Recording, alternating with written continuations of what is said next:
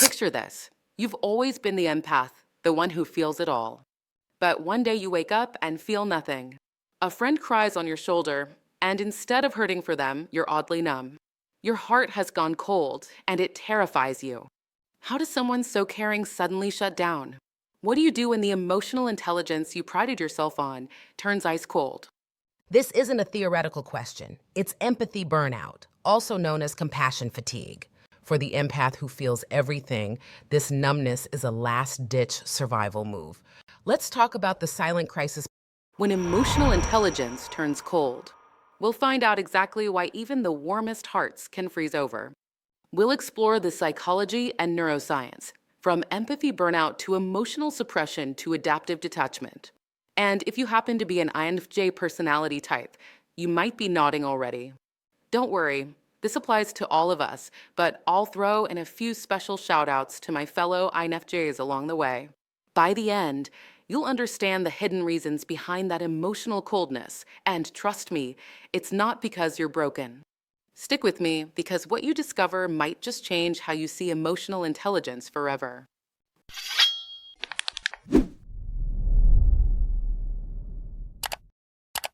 What if the very empathy that once fueled you is now quietly draining you? And what if turning cold is not a failure, but a last-ditch survival move? When the empath runs dry. If you've ever felt empty when you know you should care, you're not alone. Think about the friend who's always the therapist of the group, or the manager with an open door and a kind ear for everyone's problems. There comes a night they lie in bed and realize, I can't do this anymore. I can't feel anything right now. It's like emotional burnout.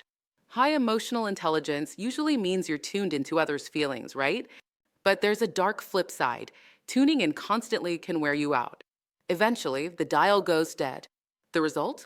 The person known for warmth and understanding suddenly seems distant, cold, even unrecognizable. What happens when the one who gets everyone's feelings can no longer get in touch with their own? For an empath or an INFJ who's used to caring deeply, this numbness can trigger an identity crisis. You might ask yourself, who am I if I'm not the compassionate one? Have I become cruel? Let's get one thing straight. You are not cruel. What you're is exhausted. There's even a name for this, empathy burnout, also known as compassion fatigue. And it's a lot more common than you think.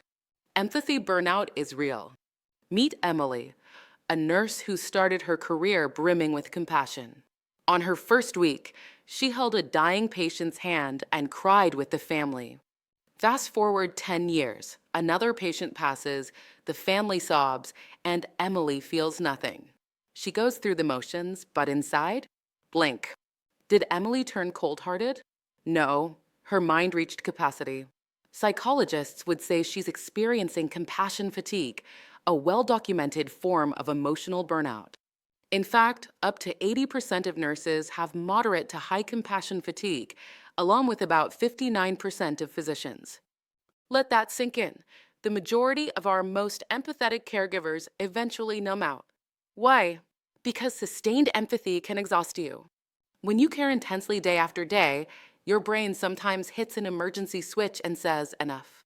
Numb out so we can survive this. Here's a startling insight from neuroscientists. The sustained expression of empathy can contribute to emotional exhaustion, a key driver of burnout. Emotional blunting, often seen in burnout, signals a loss of resonance with others. In plain English, caring too much for too long can shut down your ability to care at all. It's like your emotional circuitry overloads and goes dark to protect itself. Emily, the nurse, didn't lose her humanity. Her brain simply froze her feelings to keep her from breaking. And this doesn't just happen in life or death fields. It can happen to you in everyday life if you've been running on emotional overdrive. Ever notice how after a global crisis, or even just supporting a friend through their drama for months, you suddenly feel over it and detached? That's your empathy burning out.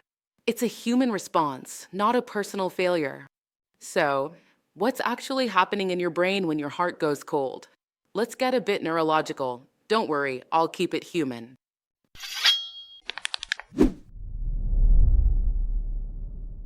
Deep in your brain, the amygdala acts as an emotion alarm. When you feel for others, it lights up. But when you're chronically overstressed or actively suppressing emotion, interesting things happen. Functional MRI scans have shown that when people force themselves to suppress feelings, the amygdala's activity dials down. In one study, folks who consciously pushed away negative emotions had less activation in their brain's emotional centers. Essentially, they turned the volume of feeling way down. Sounds like exactly what we want when we're overwhelmed, right? Perhaps, but there's a catch. This kind of emotional suppression takes a lot of mental energy. People had to use significant cognitive resources to keep those emotions in check, which is exhausting in its own right. What's more, suppressing emotions can mess with your memory and experience of life. That same research found that when you shove feelings aside, you actually forget some of the negative things that happened. Now, that might seem like a perk. Who wants to remember the bad stuff? But think about it. If you're erasing hurt left and right just to cope, you're also not really processing it. The pain isn't felt, but it isn't healed either. It just sits under the ice. Neuroscientist Sonda Dalkos, who studied this, said something poignant. Suppressing emotions appears to reduce negative memories. But explicit emotional suppression takes effort. You have to have enough cognitive resources to do that. In short, your brain can go cold by design. It dampens the emotional noise to save you, but it's burning mental fuel to keep those feelings locked away. Over time, that fuel runs out. So if you've been feeling emotionally flat, it could be that your brain has literally been working overtime to shut the feelings off, and now you're mentally drained. This is the cold state of emotional exhaustion, less emotion, but also less mental clarity and memory. You're not calmly enlightened, you're running on empty. Let's make this personal. Maybe you're thinking, okay, I'm not a nurse or a therapist. I'm just an introvert who cares too much. If you're an INFJ, you probably know exactly where I'm going. INFJs are often called the empath of the Myers-Briggs world, warm, insightful, emotionally intelligent. But push an INFJ too far, and you get the infamous INFJ Door Slam. That's when an INFJ abruptly cuts someone out of their life, permanently. I did an entire video on it, about the emotional cut that happens before the actual door slam. And here's the kicker. INFJs don't enjoy slamming that door. It's not petty, it's survival. As I explained in that video, by the time it gets to a door slam, an INFJ has usually endured long periods of hurt, disappointment, or emotional overload. There's a silent withdrawal before the final cutoff, a phase where they go emotionally cold on you while they decide if they've had enough. That silent emotional cutoff is basically the INFJ's brain saying, I can't care anymore without breaking. If you're not an INFJ, think of it like this. You give and give, you empathize, you listen, you understand, and the person just keeps demanding more or even hurting you in return. One day, something snaps. Click. A switch flips and your emotions turn off toward that person. You go from warm and supportive to icy and indifferent. Maybe you've ghosted a toxic friend or finally walked away from a draining relationship and felt nothing as you did it. That cold apathy surprises even you. This is the door slam phenomenon, and INFJ or not, it can happen to anyone with a big heart that's been pushed too far. It's a protective self-preservation instinct. INFJs are just particularly famous for it because it contrasts so sharply with their usual compassionate selves. So if you've ever done a 180 and emotionally shut someone out, you're not a monster. You're responding to emotional data, all the hurt and exhaustion, by activating a shield. In that moment, emotional intelligence doesn't look kind or soft. It looks like an icy stare and a locked door. Sometimes the kindest people become the coldest once they've had enough. Here's a provocative thought. What if turning cold in these moments is actually a twisted sign of emotional intelligence? It sounds wrong, but consider. Your psyche might know when it's in danger of collapsing and intelligently flip the breaker to prevent a total burnout meltdown. It's a last-ditch defense, an intelligent adaptation, albeit a heartbreaking one. Taking a quick breather here. If this is resonating with you, if you're thinking, whoa, this is me, or you just find this exploration valuable, I want to invite you to join my free Inner Circle membership. It's a private community I've set up away from the noise, where I share extra insights, behind the scenes content, and we support each other through these deep, personal growth journeys. By joining, you'll get to stay in touch directly, and I'd love to have you as part of that inner circle. Let's get back into it, because now we're going even deeper from how we freeze to how we can thaw. Adaptive detachment, when cold, is a superpower. So far, we've talked about the scary side of going cold. But believe it or not all emotional detachment is bad. In fact, sometimes going cold is a superpower when used in the right way. Psychologists call it adaptive detachment. It's basically the ability to temporarily distance yourself from overwhelming emotions in the moment so you can function.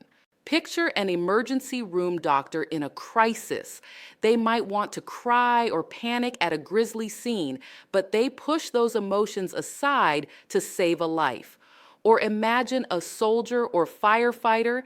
In the heat of the moment, they go almost robotic, acting calm and composed when everyone else is freaking out. That's adaptive detachment at work. It's time-limited, situation-specific, and here's the key. The person can reconnect to their feelings later when it's safe. It's like an emotional off switch you flick on purpose to get through hell, knowing you'll flick it back later. In those cases, emotional coldness is actually a form of resilience and high performance. It keeps you effective. A quote I love: "This temporary disengagement helps maintain function when full emotional processing would destabilize." Exactly. If that ER doctor breaks down sobbing, they can't do their job. By detaching for a bit, they save lives. If you're going through a nasty divorce, a bit of numbness might get you through the paperwork and legal meetings intact. Adaptive detachment is intentional and understood. You know why you're doing it, and you're still in touch with reality. You're in control of the coldness. It's not in control of you. The trouble comes when coldness stops being a choice. Enter maladaptive detachment, when that off switch gets stuck. This is when detachment persists long after the situation passes. Using our examples, if that ER doctor never turns their emotions back on and becomes permanently numb to all patients, that's maladaptive.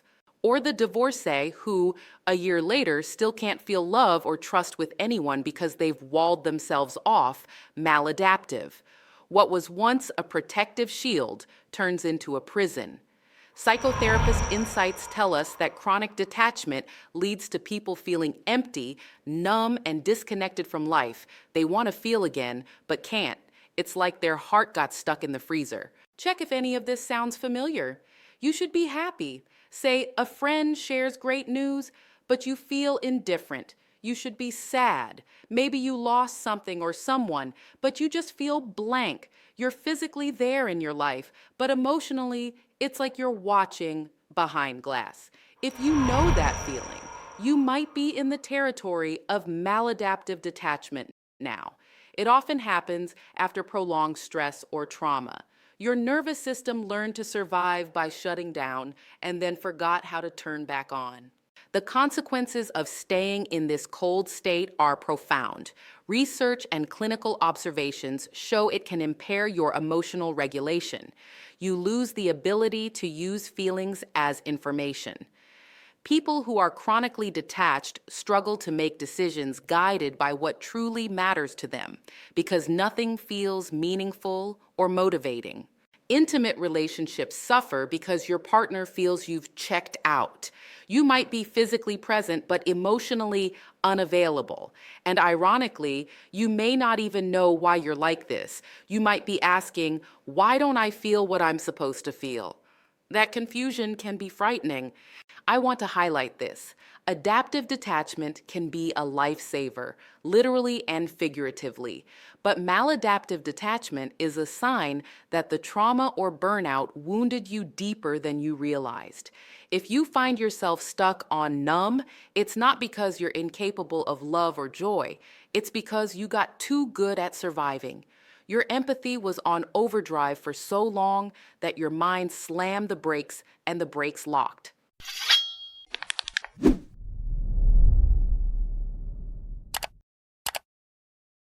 Signs your heart is on ice. You can't cry even when you want to. Loved ones say you seem distant or not yourself lately. You have memories of feeling deeply, but recent events barely move you. You're more irritable or cynical.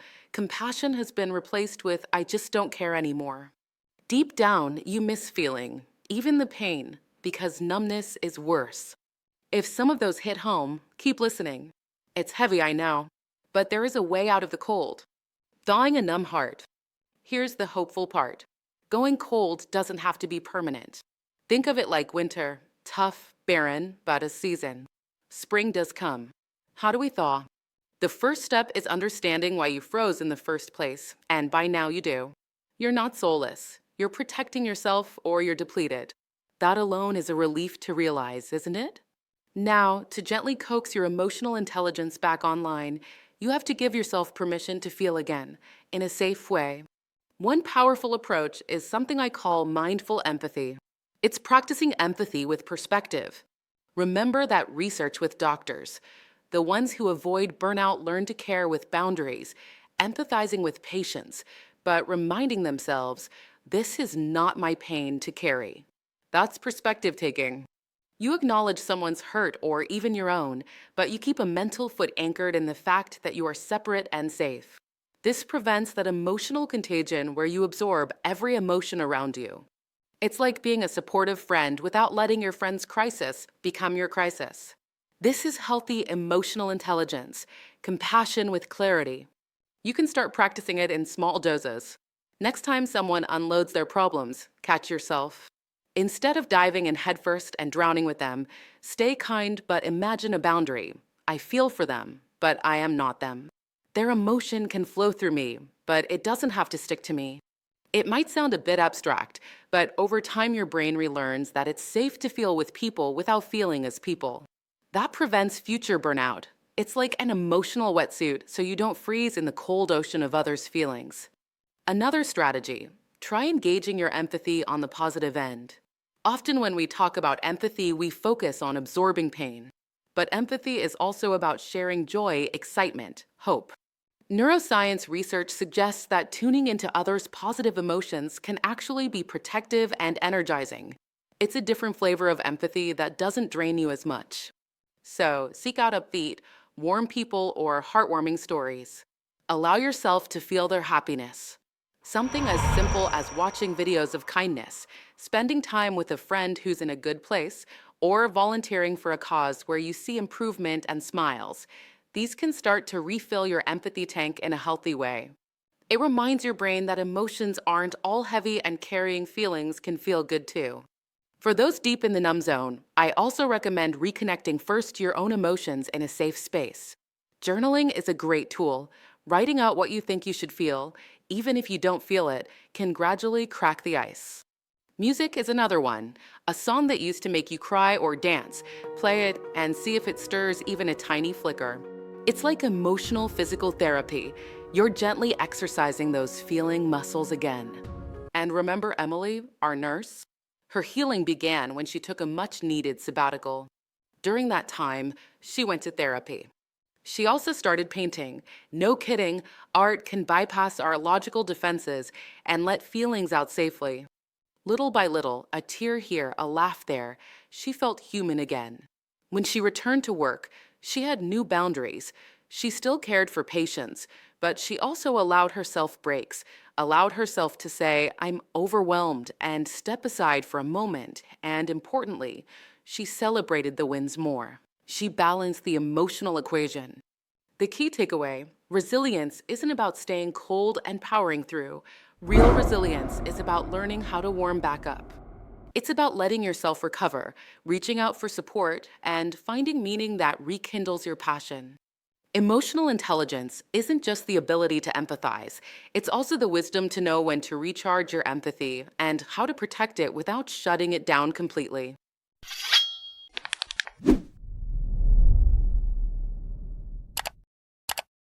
Before we close, I want to address one more facet, a cautionary one. We've talked about coldness as a reaction to pain, but what about coldness as a tool? Earlier, I hinted at the dark side of emotional intelligence.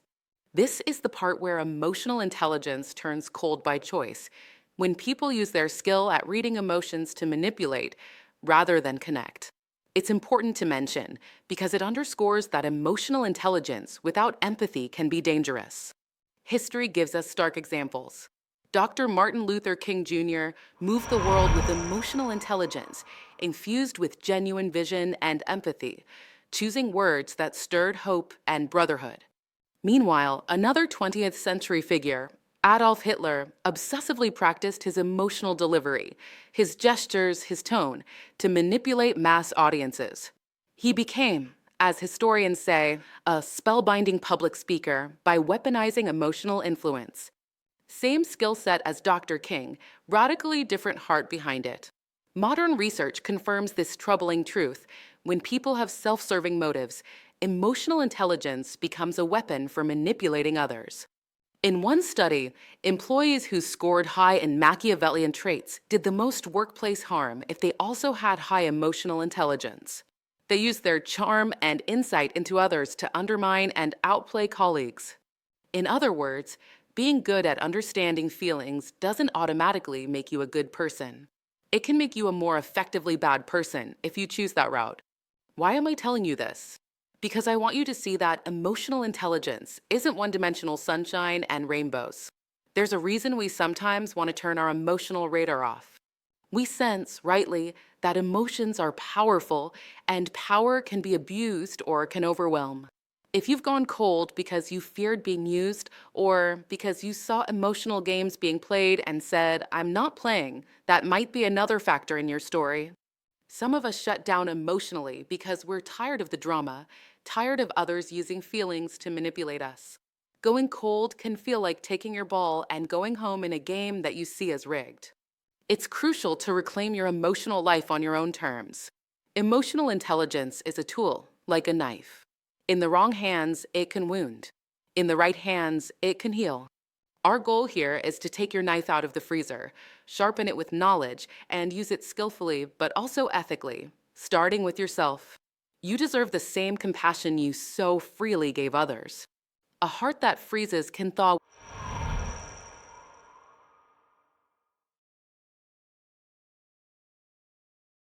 We've covered a lot. How empathy overload can burn you out, how your brain numbs itself to cope, how INFJs and empaths know the pain of the emotional shutdown, how sometimes going cold is actually an adaptive trick, and even how emotional intelligence can be twisted into manipulation. It's been a journey from feeling everything to feeling nothing, and hopefully towards feeling something again, but wiser. So, what now? If you see yourself in any of this, I want you to walk away with this truth. A frozen heart isn't dead. It's protecting itself, waiting for spring. And spring will come, but you have to invite it.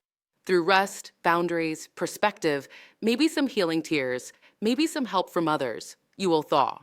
Your emotional intelligence is still there, and it's going to be deeper for having been through the winter.